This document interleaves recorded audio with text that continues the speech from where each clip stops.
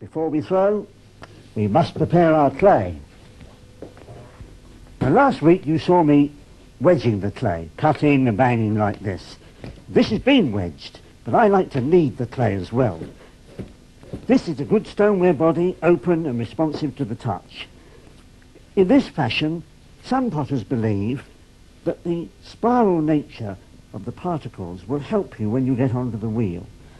At any rate, this is the last process in the finishing of the preparing of the clay. Now I've cut these 2 3-pound lumps, kneaded them ready for use. I recommend that you weigh clay. Put one experience against another. If a 1-pound lump will go so high, so wide, it must do it the next time, and you will improve like that. I'm going to throw these 2 lumps on that power wheel.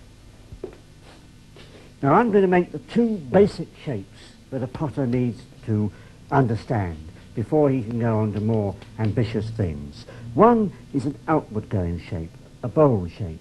The other is a cylindrical going, an upward going shape. First of all, wet your wheel head. On goes the clay and you must centre it. This is something that many people find very difficult.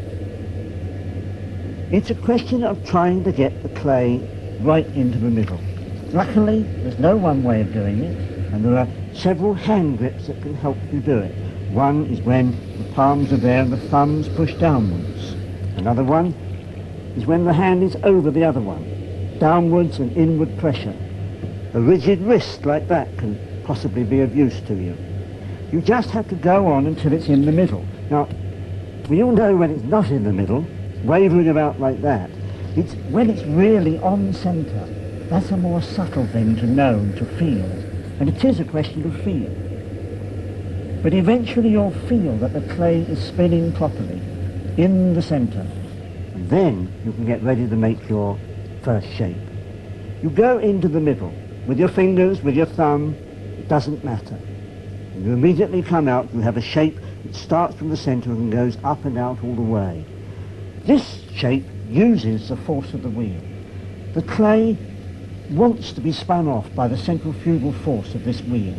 You must just control it, up and up and up and out.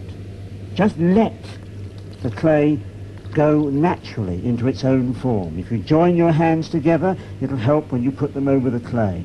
With hardly any pressure, allowing the wheel to do it, let the bowl shape flow upwards and outwards. It's beautiful to feel the clay come up within your hands like that. I'll take the water out so that you can see the actual shape of the bowl. And this time I'll leave this one on the wheel head so that you can compare it with the next one, which is a very different form. Leave it on that bat. These bats are made of asbestos, and they just go down over 2 lugs. Water on the wheel head again, down goes your clay. Centering once more. Some people find it useful to cone the clay. Be careful not to trap air. Up and down until once more it's in the middle.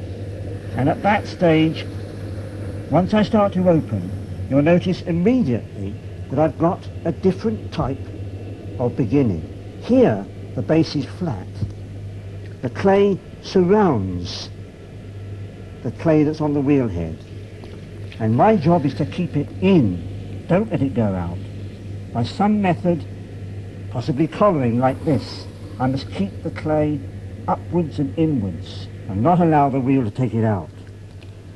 Join your hands together when you go into the clay again, the thumb on the knuckle there. And this is the lift. The outside hand is just below the inside hand. That forms a step, and that's the point of contact. That's the point of lift. And up she comes in one long movement, which you don't allow to go out. You can use a rib made of wood or slate to take the slurry off the pot, to slightly widen the form. It'll help you to lift it off. If you take a little bit away, trim the base like that. But eventually, you get the wire, slice it through, and lift, if you remember to dry your hands, lift the pot off the wheel.